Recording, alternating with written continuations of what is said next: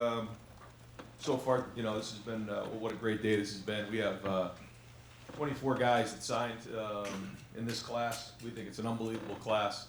As this coaching staff is inaugural class, there's a lot of people that had to make this happen. And the thing that I want to make sure I do first off publicly is thank the families. There's a lot of families here that jumped on board here before we won a game at all this year, and they believed in what we were talking to these families about and the philosophies and what was going to go on. And here we are in the early signing day, and undefeated playing in the national semifinals. And I just want to say thank you publicly to all the families out there and the recruits who believed in us from the beginning. And this is going to be one heck of a class. We have 8 guys from Ohio. We've 13 states represented, and 14 of these guys are coming in mid-year, which is the highest we've ever had here. And so we're excited to get these guys in here and get to work. So with that, I'll answer any questions. We'll open it up. Third row left. Dan? Ryan, obviously you guys had a couple defensive backs are committed who haven't signed yet, but other than that, is the class pretty much full at this point? Yeah. I mean, 24 guys. That's a full class right there. And I thought the staff did an unbelievable job. You could tell the relationships that were built to get guys like Legend Cavazos and Ryan Watts, Lathan Ransom, Court Williams, to get these guys here, going through the turmoil that we went in with losing Jeff. This goes to show you how much these guys love Ohio State, how much they want to be here, and how much they believe in the development that goes on here. And they made their commitment to Ohio State. And I know Buckeye Nation is really happy they signed today. What was that process like with the defensive backs? Who all was involved in that and kind of playing those roles that Jeff Hafley otherwise would have played? Yeah, we just talked about how, when you come to Ohio State, you're going to go to practice every day, first off, against the best players in the country. So every day, there's been NFL GMs and head coaches who come in and ask to watch our practice film. Why? Because there's first rounders going against you every single day. So that's one of the things that we do. And then also, Mickey Marotti is a huge part of the development here at any position, certainly at DB. And that this defense is not going to change. This is a defense that I had a vision for, and Jeff came in and did a great job of, putting that defense on the field this year. But that's not going to change. We recruited to this system, and it was a team effort. It was everybody just communicating with that. It was Mark Pantoni. It was Matt Barnes. I obviously had a big hand in it. Did you guys have anyone serving as a 10th assistant coach in Hafley's place on the recruiting trail? No. Jeff was out there recruiting up until the last day of recruiting when we were on the road, and Jeff also reached out to those guys and understands that this has been a great place before Jeff came, and it'll be great after he left, and that he was fortunate enough to be a part of this thing, but we're going to be in great hands moving forward. Front row middle. Dave? As you mentioned, most of these guys in this class committed well before. You guys were 13-0. How much momentum, Ryan, does this give you going into 2021, or maybe what are some of the positions that are of the utmost importance to you in that class? Yeah, I mean, I think it's unbelievable momentum. Just talking about getting some of the best players in the country, but the best people. I think you're going to find out as these guys come in, there's some of the best people I've been around, just in terms of the way that they handle their business on and off the field. Great students, captains, leadership, and again, loyalty. From the get-go on this thing, these guys have been loyal. There's a couple things that came through, whether it was the change in staff from Coach Meyer to me and our staff, and then also just not knowing throughout the summer what this year was going to look like. And there was a faith there, and that means a lot to me. And then, for the guys who lost Jeff right here a week before signing day. So that shows a lot about who these people are. And, I thought going into this recruiting cycle, offensive line was a huge deal. And I thought Coach Stud did an unbelievable job. We signed 6 offensive linemen, 3 from Ohio, 1 from Indiana, 1 from the state up north, and then 1 from New Jersey. Paris Johnson, #1 tackle in America. He's been with us all along. He helped us in recruiting. He and his mom Monica were a huge part of this thing, and I owe them everything because they've kind of kept this thing together for us. They've been a huge part of it, and he's going to have an unbelievable career here. But again, that was a position in need going into this class, and I thought we hit a home run there. Just real quick, I want to get your opinion on the timing of the early signing period in football. For years, it was debated: will there be an early signing period in college football? And I think a lot of us thought if there would be one, it'd be like basketball, it'd be before the season. I know you're a guy, that's just the way it is. That's how we're going to attack it. I'm curious what you think about the timing. Is it just 6 weeks away from the next signing day? Do you think it should be before the season if you were king of college I got to football? really sit down and think about this because I was not part of those conversations, but I'm in it right now. And however this came down, I'm not sure that they realized what this was going to be like for a coaching staff and a team where you're playing on the 28th. You played in a Big Ten championship game. You have 1 week on the road to go recruit these guys and get out there. There's possible coaching changes on your staff. You have 14 guys coming at mid-year. You have award shows to go to. And then, by the way, once you get off the road, you have 2 weeks to get ready to go play Clemson. That's a very stressful time. And it is what it is. We're keeping our head down and we're going, but I think we have to take a hard look at that. Fourth row left there. Patrick? Ryan, last year when we talked to you about the class, you were trying to keep it together after the coaching change. So this is your first time to put together a whole class. I'm curious just how it was different for you this time around, attacking it from a head coaching perspective. Yeah, well, at this time last year, like you said, it was, just talking to the guys about, our coaching staff and where we were going, and that was kind of in short order. And but this was our first real class. This is our first class from beginning to end, and there was a lot more time, a lot more relationships built with deeper connections there, and just a lot more time. And again, I thought our staff did a great job. You talk about some of the work it takes to recruit nationally, just the travel and time and phone calls, and the work Mark Pantoni and his staff did to get this class together is just tremendous. But it's great to celebrate on a day like today because there's so much work that gets put into this. And how much did you take from working under Coach Meyer of just how you handle all of this, the importance of recruiting? I mean, obviously that's important, but he puts such an emphasis in these type of classes. Yeah, he was a great recruiter. He really recruited unbelievable players here, and that's why our roster is so good the way it is right now. And so we want to continue that and learn a ton. Behind him, Kevin? Yeah, I wanted to ask you about the receiver hall. A couple 5 stars, a couple 4 stars. I mean, just how that class came together, and just have you seen a group in one class just that strong with what you have there with Julian and Jackson and G and with Mookie? No, I mean, this is probably the strongest class I've seen in a long time that I can remember. Julian Fleming, had an unbelievable high school career, comes in highly decorated, but he's a great young man. His family is awesome. His mom Betsy and his grandfather Mick and all of them. They're really going to help support him while he's here, and that was a hard decision for him to leave Pennsylvania to come here. But he's going to have a great career here, and we think that he has a chance to be a great one. And then, Jackson, you talk about having an unbelievable season. The season he had down there at Rockwall is, again, one of the better ones I've seen in a long time. And, I can't wait to see him on the field. G. Scott is one of those guys that, every time you talk about G. Scott, everybody has unbelievable things to say about him. Why? Because he's not only a great player, but he's a great person. He's been loyal from the get-go. This is a young man from Seattle, Washington, who got a long way to come here. A lot of people had to go through that door and say, hey, no, why don't you stay closer to home? And he stayed loyal the whole time. And he's a big, strong, physical receiver. Had a chance to be great. And then Mookie Cooper, didn't get a chance to play this year because of an eligibility situation in his school. But he's more of a slot receiver. He kind of is going to work inside a little bit, great short area quickness. And so I know he's looking forward to get back on the field and playing. But again, I think those are real weapons. And I think that had something to do with being able to sign 2 quarterbacks in this class, with knowing they're coming in with really good receivers.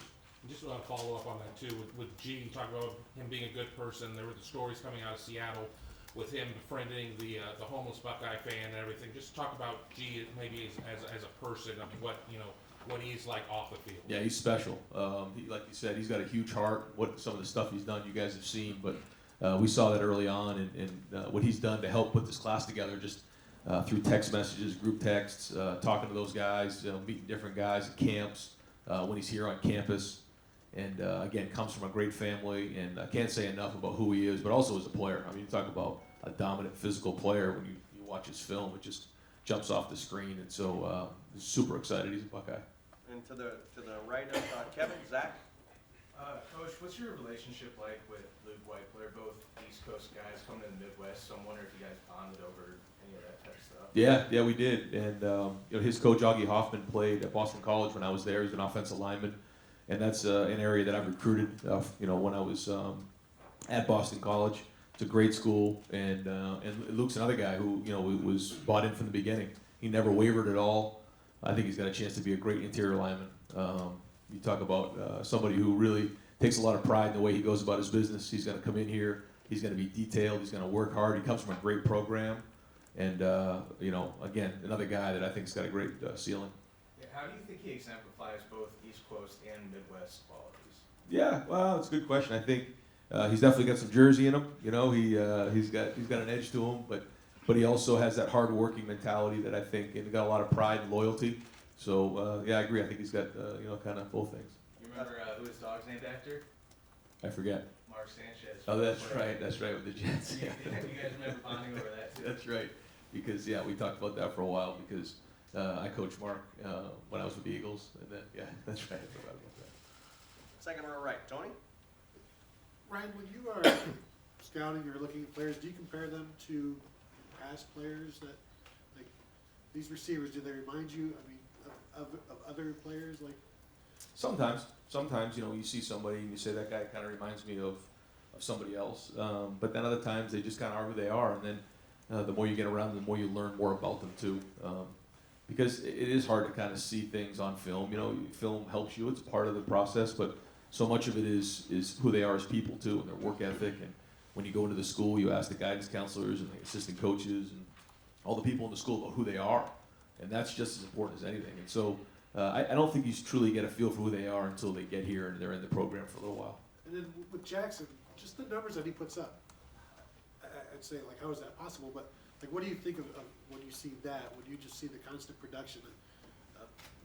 Does it translate to college? I hope so. Yeah, I mean, it's exciting when you see stuff like that. You know, when you just see the numbers, over 200 yards receiving a game, one-handed catches, you know, releases where guys fall down on the ground. I mean, yeah, that gets exciting. We can't wait to get them here. Front row left, Nathan?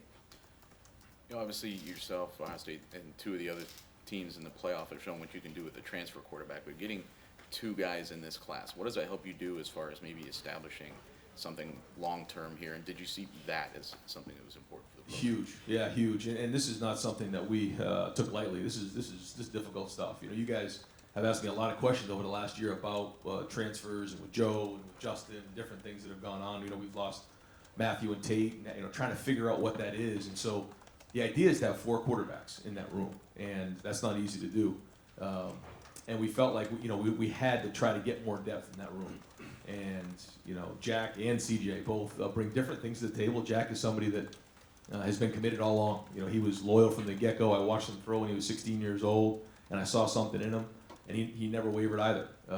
You know, and I think, you know, he's got a chance to be a really good player. And then CJ is somebody who came on the scene a little bit later, and I think he has a high ceiling as well. So both kind of different stories, but I think both are really excited to come in here and you know, go fight for playing time. You know, I think to say that they're going to go compete with Justin to be the starter next year is a little bit you know, unfair. But you know, to fight for that backup spot next year is real, and they'll both be coming in here, and you never know how that works. You know, before you know it, you're in it, and in order to go, you know, win championships, you have to have depth at that position. So what an opportunity for a couple guys to come in and compete against each other, you know, get developed in what I think is the best offense in college football, and get coached by, you know, some of the best coaches. Obviously, things worked out really well with Justin. They're not always going to work out immediately that well. Is there something about bringing these two guys in, yourself, with the background you have, you get to kind of build this from the ground up, the kind of quarterback you want at the front of this program? Yeah, I mean, Mike Yursich did a great job recruiting both of these guys, and he's going to, you know, do everything he can to develop these two, and that's the promise you make in recruiting. We're going to do everything we can to develop you, and yeah, I think this offense is very quarterback friendly. And when you look at our history in the past, what we've done here, having, you know, Dwayne and seeing what Joe did, and now, you know, Justin being in New York City, I mean, I think it speaks for itself. So I think it's exciting, you know, and not being able to have to start right away is a good thing. I think it's good when you can get developed, and you know, it's going to start right when, you know, in a couple weeks here. And those guys will be rolled in school. They'll get going with Mick and the mat drills and everything else, and then before you know it, we're in spring ball, and we go from there. Second row left, Stephen? CJ has some things in common with Justin and Dwayne as far as, like, they're all kind of trained by the same QB trainer. And Quincy was here when CJ came for the game. Did you lean on Quincy at all when, like, asking for some evaluations on CJ, especially since he's worked with some of the same guys you coached? Yeah, there's a lot of guys that, you know, we asked when you know, all these recruits, we just ask different people for, you know, their opinions on these guys, and you know, because you don't get to spend as much time with these guys, you just don't. And by the time it's contact period, like for instance, we recruited all these guys for years, and the only time we were allowed to actually go into their home and have contact with them was this past week before we before we got here. That's it. So all the other time is on campus. So many people around the school at these camps, different people you trust, are the people you ask to find out more about them. And then the more people you trust, you trust their opinions, you kind of go with that as time goes on, and then you make your own opinions. But yeah, certainly I think the mark of a good recruiter is asking a lot of questions and finding out what other people think. And then you made an emphasis on wanting to, kind of take back Ohio when you first took this job in recruiting, and you did that with this class. You also off to a good start with that with 2021. But the majority of I think all of these guys in this class are from Southern Ohio. We just saw Joe at Southern Ohio guy win the Heisman. Where did you guys kind of locate in that area when you guys were looking for recruits? I don't. Until you said that, I didn't really notice that. You know what I mean? It's really has nothing to do with the location in Ohio, other than I think that's maybe just circumstance more than anything. But maybe in a couple of years it'll be all in northern Ohio. But because I think Trey's from he's not from Southern Ohio, but there's just kind of trends, I guess, as time goes on, and so we're just obviously Ohio has a priority for us and always will, and certainly offensive lineman from Ohio, that was great for us, that was really big, and then we'll keep recruiting Ohio because they have priority, and it means a lot to the people in Ohio to be Buckeyes and to be a part of this thing, and that matters to us. And then lastly, there were some guys in this class that committed before you took the job, and obviously Paris stayed committed the entire time, and Legend decided to decommit and reopen his options, and then came back to the class. Like, what were some of your conversations with those guys when you first took the job and they were getting to know you? Yeah, Paris. It was we sat down with he and Monica and just said, listen, we want to just kind of start from scratch, and we kind of just literally wiped the slate clean and started from scratch and just got to know each other and spending time with each other and getting to know each other on and off the field, and over time that relationship and trust grew to where it is right now, and we had a conversation, emotional conversation, early this morning, just talking about how we're finally here and we made it. And again, I just thank them for their loyalty and all that. And then with Legend, he kind of went through that same process. He did decommit, and then decided he wanted to be a Buckeye. And then what his dad did, CJ, too, to help us with this thing was unbelievable. He really knows football. He's got a great way around these young men, and he helped us a lot as well. So both of those guys really mean a lot to me. Right next door. Ari? Hey Ryan, in a world where the transfer portal exists, is it easier to get two elite level quarterbacks because they've seen players like Joe Burrow go off and be successful if things don't work out? Like, is it just the world you live in where they have that as a safety blanket? Yeah, I don't know. I try not to think about that. I know it's real. I know it's a real question, but we bring in guys to come in here and develop and get a degree from Ohio State and go play and stay, throughout their career. And we try to, tackle those things as they come up. And I understand the question, but I hope not. I hope people don't leave. You try to bring guys in, but there are situations that come up, and you try to deal with them, one situation at a time. But I know this. I think our future quarterback is much stronger after today. Are you ever going to go into a signing day without complete panic? Because just like last year, you had to keep everything together, and then of course with Jeff this year, you got pretty good at it. I mean, what's it like just those last 48, 50, 60, whatever hours? Yeah, there's a lot of stress. There's a lot that goes into it because there's so much time put into it. And again, it goes back to relationships. And I think if you've built those relationships over time and you've built trust, then when things like this come up, you can kind of just calm the waters a little bit. And I think that's what happened. And one last thing. You have commitments, I think, from 13 different states. In this class, and when Urban Meyer was here, obviously he brought this program into the national spotlight and was taking the already big Ohio State brand and it made it a national brand. But part of that was because he was like a larger-than-life figure that everybody knew. I was wondering if that was going to be able to continue that way with you being in your first year. I was wondering, did you have a lot of challenges continuing to keep that national recruiting approach? What difficulties did you maybe encounter, and how do you think you were able to continue signing like a national Urban Meyer-like class in your first year doing this? Yeah, I certainly think that what you say is accurate. I also think that the world's gotten smaller. I think with the internet, with just the way the world is now, no matter where you go, and they see that block O, I mean, it's unbelievable. It doesn't matter. When we went up to see Enoch Viamahe, I mean, there were people in Hawaii that recognized me right away, and that was before I had coached the game. You go into California, there are Buckeyes everywhere. You go out to Washington, it's unbelievable. Went down to Charlotte, North Carolina, did the Nagurski Award. There was a whole Buckeye club of just hundreds of people. So when you go down to Dallas, Texas, there's Buckeyes everywhere. So I think the brand of Buckeye Nation is throughout the country, and I think people feel that. You know, I think they feel it. And I just think that nowadays kids are more inclined to get on a plane and come to school in Ohio. I think that's changed a little bit, maybe more than 20 years ago when it was a little bit more regional based, I would say.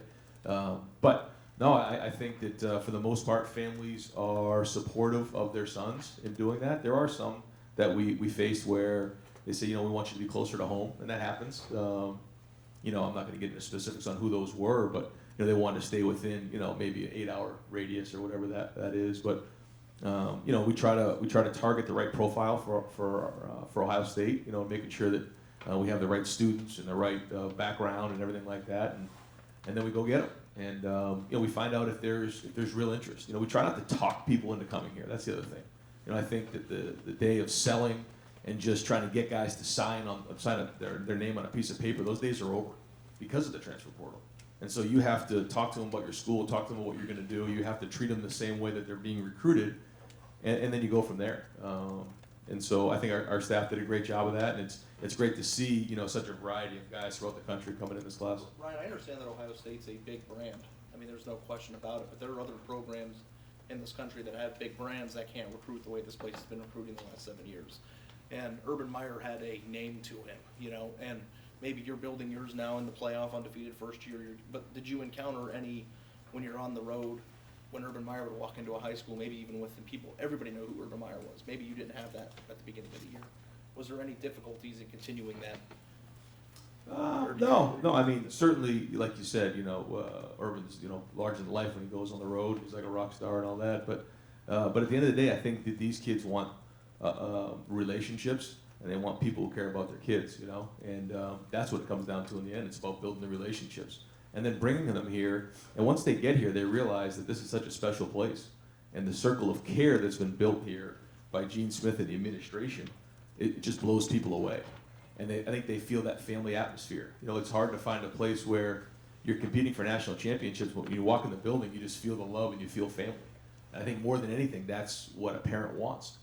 And, you know, as a head coach, I want to be approachable and be able to pick up my phone and talk to them about those things and be there to develop their sons. And I think, again, you know, Ohio State will get you in the door, but that's not going to close the deal. You have to really, you know, show you got to take care of their sons. And that's what I think, again, our staff's done a good job of. Front row right. Austin? Ryan, I don't mean to belabor the quarterback point, but you know, signing two, especially as difficult as the process is anymore, as you've talked about a number of times, you didn't get to sell the same thing that other schools that were just looking for one guy. How did you have to tailor that message? How did you pull this off, I guess? No, it isn't even pulling it off. It's just what a great opportunity.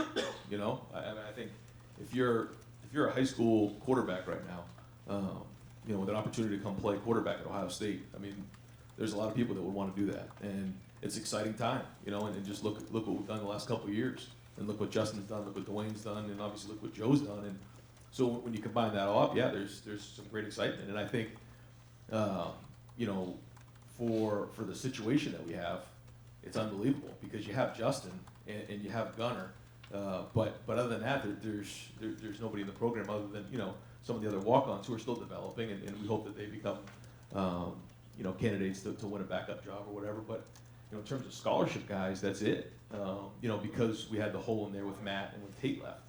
And so I think that was exciting to them, and they want to get in here and get developed.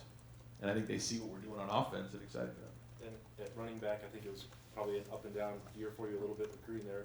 To end up with Mayan, what made him the guy? Well, first off, he's from Ohio. That matters a lot. He's a big, strong, physical back. He's very, very productive. Everybody in that area just talked about how strong of a runner he was, how productive he was. And so, you know, after we kept going through it over and over again, we've looked at a lot of people throughout the country. We're like, wait a minute, we got one right in Ohio here. And I think that meant a lot to us. And I just think he's going to have a great career. He runs with an edge. He runs tough. He runs hard. It's like he's angry when he runs. We like that. So, and he's big and strong. So we just think that he's a great fit. He's another Buckeye. Far left. Lori? Urban Meyer always said the number one trait that he looked for in a recruit was competitiveness.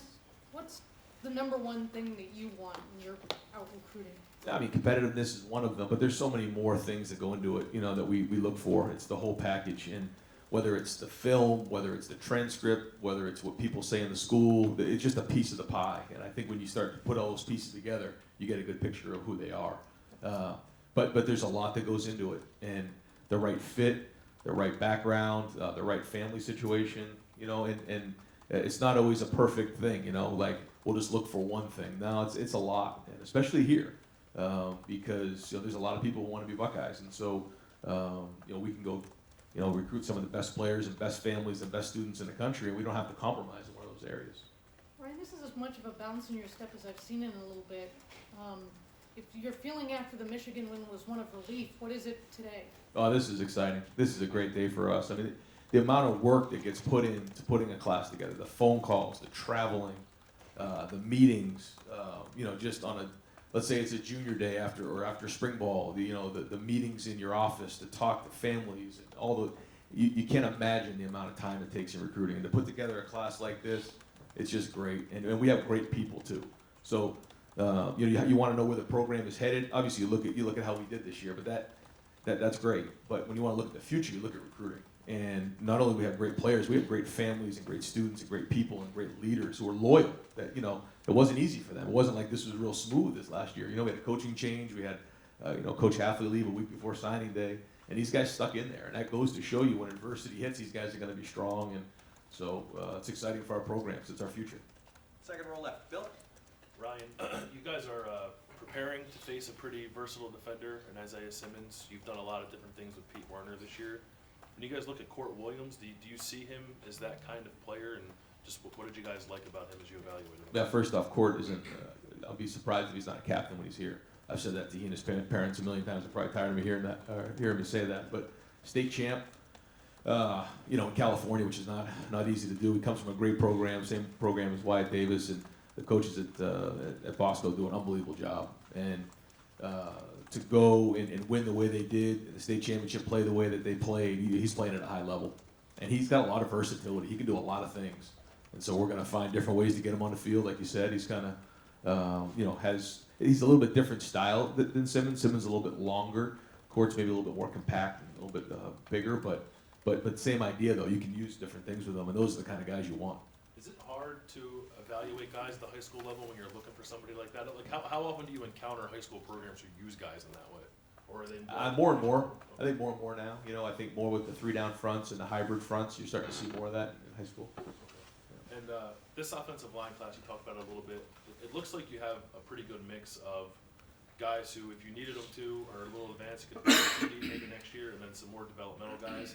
Is this the sweet spot for an offensive line group? And then for those developmental players, how important is it that they come from Ohio and neighboring states and not from far away? Yeah, you hit it right on the head. I think it's a great mix. I think you're looking at guys like Paris and Luke who have an opportunity to come in here and compete right away. I think Trey and Jacob, Josh, they know they got a little developing to do. Whether it's just playing more, whether it's physically, whatever it is, they need to get in here and just learn the offense, learn what's going on, get bigger, get stronger. Josh Myers took him 3 years to get on the field. There's nothing wrong with that as an offensive lineman, and sometimes that's the best way to go about it. But yeah, like you said, there's a nice combination there. And again, I having those Ohio guys here who are loyal, who they're going to put years into the program, they're going to develop, they want to get their degree here, they're Buckeyes. Yeah, that means a lot. You need to have that in the program, and these are great guys. I mean, you talk about Jacob James and what he did at Elder this year, and his family are great people. So we're super excited.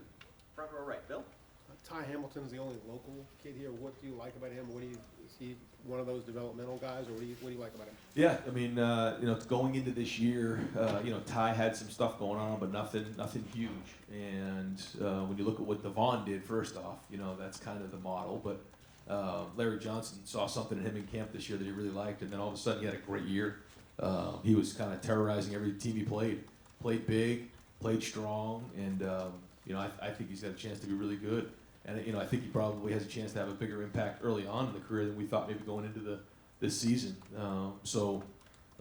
Between he and Devon, they really had great seasons. How similar is he to Devon? I think he's different. Yeah, I think Devon's a little bit bigger, and thicker.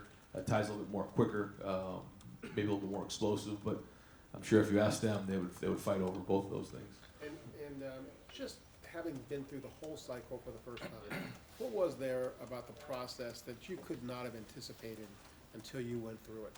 I mean, I don't think there was anything that I wasn't ready for. You know, it's just the time, it's building relationships and being honest. That's the biggest thing. You know, it's not about getting a sale. You know, I was around a coach one time where you put a book on your desk and it was about how to close a sale. Like, that's not what recruiting is. It's about building a vision and letting them know what your program is and what you're going to do for their sons, building that relationships, and then treat them the way they're recruited. That's what it comes down to. And so when you're honest and you're real with them, then obviously it translates better for when they get here. It's not about getting them to sign. It's about making sure they're successful when they're here. And so we just went with that, trusted it, and it went well. Right next door, Joey? Ryan, during C.J. Stroud's announcement, he was saying that after the opening, he played well at the opening. They played with other Ohio State commits, and they reported back to you that this guy's leadership is good. This guy's, I guess, pretty good. Was that when he kind of got on your guys' radar? Yeah. So I mean, like you said, we ask a lot of people about a lot of people, and you know, we got a lot of great feedback on CJ. And yeah, up until then, he was kind of an unknown, and you know, we were looking at a lot of different quarterbacks out there and trying to figure out what was the right fit, you know, in the room with Jack, and so the more we learned about CJ, and so certainly the senior year that he had, you know, goes to show you how talented he is. And I think those guys are going to get along great. They're going to compete. They're both going to get developed, and let them fight it out. But it wasn't like we just flippantly made this decision. I mean, there was a lot of conversation about what was the right fit in that room, and you know, we asked some of the players, you know, what CJ was like, and we got a lot of great feedback. Of all that feedback, what do you think was the biggest thing they told you? As a person, you know, his communication, his leadership, you know, he handles himself the right way. He looks you in the eye, he shakes your hand. I mean, I think you're talking about somebody who was raised the right way, and he's got a lot of respect and makes great decisions. Over here to the right, Tim? Ryan, speaking of that, I would think Ryan Day, New Hampshire star quarterback, would be the start of this, but what is the prototype, the template you have in your mind as you're looking at quarterbacks now? Is it just wide open, and if this guy is a great player and a great person, I'll make him fit? Just how do you approach that now? The first thing I think you look for is an extraordinary quality. That's what you want, and then you can tailor the offense based on what that quality is, and hopefully you can find 2 or 3, and if you have, you probably have a great one, and that's what we look for. There's a lot that goes into it. There's certainly the aptitude of being able to handle information, you know, see the field, accuracy, athletic ability, size, ability to handle adversity, family situation. You know, what's it going to be like when they're not named the starter? Are they going to, you know, their parents going to come in and ask to transfer right away? I mean, there's a lot of things that go into play, and we do the best we can to make that decision, and we go from there. Hey, one quickie follow-up on that. Did you actually ask, like Jack and CJ, hey, give us a 2-year commitment? I mean, you know, does that even come up with the transfer portal situation as it is? I mean, do you ask for some kind of like tacit commitment? No, what we tell them is, you know, that we expect them to be here and graduate. That's what we expect. And, you know, in this day and age, you know, I know that the transfer portal's in there, but that's not even a conversation. That's not even something we bring up. It's about coming in here, competing, winning a job, and getting your degree and going on to do great things. And that's it. Because we know that and everybody knows they're going to have to compete. And the only thing I can guarantee is that there's going to be 2 or 3 other guys in a room, really good players, because they're getting recruited by Ohio State, that they're going to have to compete against. And, you know, if you believe in the system, if you believe in what goes on, you look at what JT and Cardell and Braxton did. You look what, you know, Joe got his degree from here. He fought it out. It was hard, but he got his degree, and things are going good for him. And it went good for Dwayne. And so if you just hang in there and you work through it, good things are going to happen to you. And they'll happen to these guys as well. And one quick thing, KJ Hill was a signing day commitment way back when and stuff. Is he an example of development that this program can bring along? I mean, do you use him as an example of where you can? You understand what I'm saying? Yeah, I do. Come, I guess, you know, in your mind. Again, I wasn't here when he first got here, Right. but KJ's just had production throughout his career, really, though. I mean, since I've been here, he's been clutch. He's been very, very productive, and I think he's a great example of that. Yeah, I mean, if you look at the guys, and he's not the only one who have been in the program for 4 and 5 years, you see a high level of development, and that's kind of what I was getting at with the defensive backs is that, you know, if you're here and you're competing, like Jonah Jackson's a great example of that. Jonah Jackson comes in and competes against Devon Hamilton. He's blocking Chase Young every day for the last year. Guess what? He's a first-team All-Big player. Why? I mean, there's a lot of reasons that come into it, but one of them is you're going against great players every day. And that's the same thing in every other position. Last couple groups of questions. Front row left, Doug? Ryan, do you have room if another guy or two wants to be a Buckeye? We might be able to make some room. Overall, it's funny how that works. Overall, I mean, you're going to have some guys leave for the NFL. Just overall on numbers, and I know it's always fluid. This kind of thing. Like, how are you overall? Just looking ahead. Yeah, well, we're kind of right at the number right now, but there's some wiggle room in there. I forgot to ask about DeJuan Jones on Monday, so I'm going to make it a recruiting question today. A guy like that, a year ago, he's kind of like maybe a raw guy with some tools. What have you thought of his development this year? And then, are you sometimes intrigued by recruits like that who maybe aren't as polished, but you think, man, we might be able to do something with this guy? Yeah, I just talked about it today, walking out in the field, that we didn't, Enoch Viamahe and DeJuan Jones were not really even much on our board all that much at this point last year. And then we went out and found those guys, and Enoch was pretty heavily recruited, but DeJuan really wasn't. He kind of came on the scene late, and to see the way those guys have developed, those guys are really good players. I mean, really good players. They work hard. They're great kids. Stud's done a great job and they've gotten a lot of work this year. We were talking about that the other day. Typically, young offensive linemen don't get as much work, game experience. These guys played, and when you're on the scout team going against those guys, Jay Sean Cornell and Coop and those guys every day, you're just getting better. And I think they've done a great job. And both those guys came in here in the summer, and it's December, so 7 months, they've come a long way. You tell the story a couple years ago. You're in California watching Jack Tuttle, and you come across Chris Olave. You have 2 Arizona kids, 2 California kids, a Washington kid in this class. You were involved with a lot of other guys in that area of the country. Why was Ohio State on the West Coast in this class?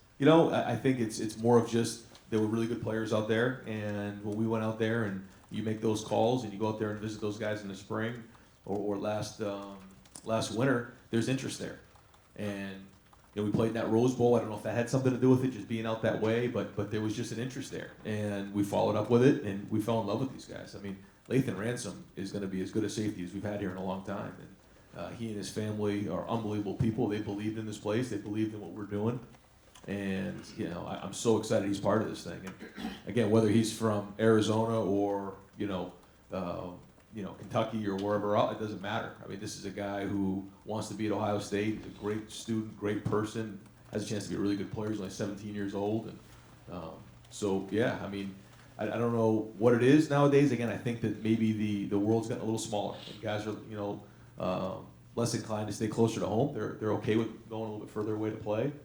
And so because of that, I feel strong. And I think when you look at our locker room, it's not, there's a lot of Ohio guys here, a lot of Midwest guys, but there's also some guys, like you said, Chris and Wyatt, and different people from throughout the country where there is that support system in place when they get here. Again, Enoch's from Hawaii. There's different people throughout the country, guys from Texas, JK, Jeff, Barron. Those guys, they kind of take them in and say, listen, you're going to be homesick a little bit, but it's okay. And the Ohio guys are the foundation of this program. But they're the ones that kind of set the whole pace of this program, and they're willing to bring guys in. They don't get territorial. And again, I don't know if it's like that in every program, but it's a really good culture here. And final question, second row middle, Steve. Yeah, Coach, you've talked several times today about getting guys their degrees. As I looked at your commencement list the other day, I think 11 of your 22 starters for your bowl game will be Ohio State graduates. I know your kids come here hoping to get to the National Football League, and plenty of them will, but is this also part of the recruiting pitch that just watch our game? This guy's a graduate, this guy's a graduate. Just, I don't know, what do you say about that and the support that those guys have gotten here? Yeah, I'm really proud of that. And I think that there is, for people who don't know Ohio State, sometimes they think because we play at such a high level of football, there's a little bit of that factory tag. And then the closer they get to the program, they realize that's nothing to be the case. And when you look at the guys who are on our team, when you look at how veteran we are, I think that goes to show you why the season we've had is because we have veteran guys, we have graduates out there, we have some senior laden, we have a senior laden team, and that matters. And I think the more veteran you can be, the better. And the more you can develop these guys and get them into their 4th and 5th year, the better it's going to be. And And then some of these guys, you know, a lot of these guys are working on their masters. And the way that it's organized for these guys, where they can get their masters paid for and come back and finish it, it's as good as there anywhere as there is in the country. And so when you combine all that together with competing for national championships, it makes it very, very attractive for recruits. Just last thing, we talked to you Monday, you've now had a couple more days of practice to prepare, and you're sending everybody away to go home for a few days.